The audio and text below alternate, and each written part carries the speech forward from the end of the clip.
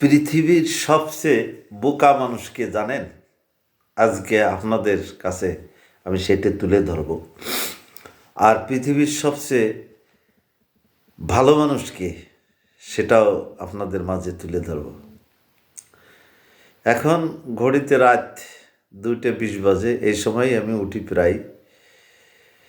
এই জন্য উঠি, যখন চিন্তা করি যে কবর কত অন্ধকার হবে, কবরটা কত অন্ধকার হবে।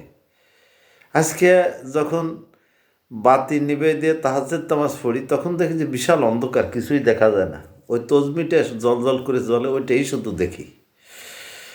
আর ভাবি যে কত দিন, কত বছর, কত কোটি বছর ওই কবরে থাকা লাগবে। এবং অনেক সময় দেখা যায় যে মানুষটারে রাখার পরে ওই হাড়ের থেকে পর্যন্ত এক প্রকারের পোকা সে হাড়ই খেয়ে ফেলায়।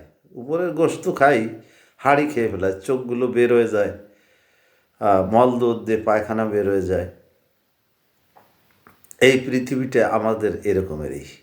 আমরা শুধু কোনভাবে টাকা ইনকাম করব, সে যাক 10 জন মানুষ মার্ডার হয়ে যাক, তাতে কিছু যায় আসে না। উদ্দেশ্য আমার টাকা কামাই করার। বর্তমান যুগটাও এরকম চলছে। তা আপনি কার জন্য টাকা কামাই করবেন? আপনি তো ছেলে মেয়ে, নাতিপুতি, বউ বাচ্চা এদের জন্য, তাই না? কি করবেন? আপনি দাঁড়ালেন, এমপিতে দাঁড়ালেন, আপনি মন্ত্রী হলেন, প্রধানমন্ত্রী হলেন, হইয়া গরিবের টাকা, বিদেশ থেকে যে টাকা পয়সাগুলো আসে, এই টাকাগুলো আপনি সব মারিয়ে ধরে আপনি খাইয়ে বিদেশে বাড়ি করলেন, গাড়ি করলেন, অট্টালিকা, ধন সম্পদ করলেন। করতে করতে দেখা গেল আপনার 70-72 বছর বয়স, মৃত্যুর সময় এসে গেল। এখন শুধু আপনি ভাবেন যে আমি কি করছি বিগত দিনগুলোতে। তা আপনি এই টাকা পয়সা মারে পরে মৃত্যুর কোলে আপনি ঢলে পড়েন, তাহলে পৃথিবীর সবচেয়ে এবং মৃত্যুর পরে আপনার বিচার হবে, এটা সত্য। তাহলে পৃথিবীর সবচেয়ে বোকা মানুষ হচ্ছেন আপনি।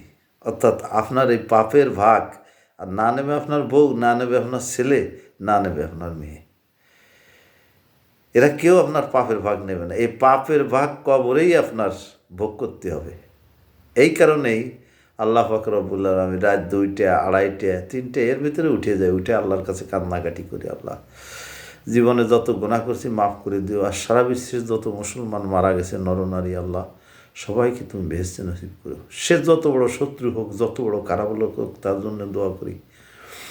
আর প্রবাসে যে সমস্ত ভাই বোনরা রয়েছেন, অত্যন্ত কষ্ট করে যারা আমাদের এই দেশে টাকা পাঠায়, আমি তাদের জন্য দোয়া করি। এবং যাদের বিদেশে কাজকর্মের ব্যবস্থা হয়নি, আল্লাহ পাক রব্বুল আলামিনের কাছে দোয়া করি, আল্লাহ তাদের কাজকর্মের ব্যবস্থা করে দেবেন।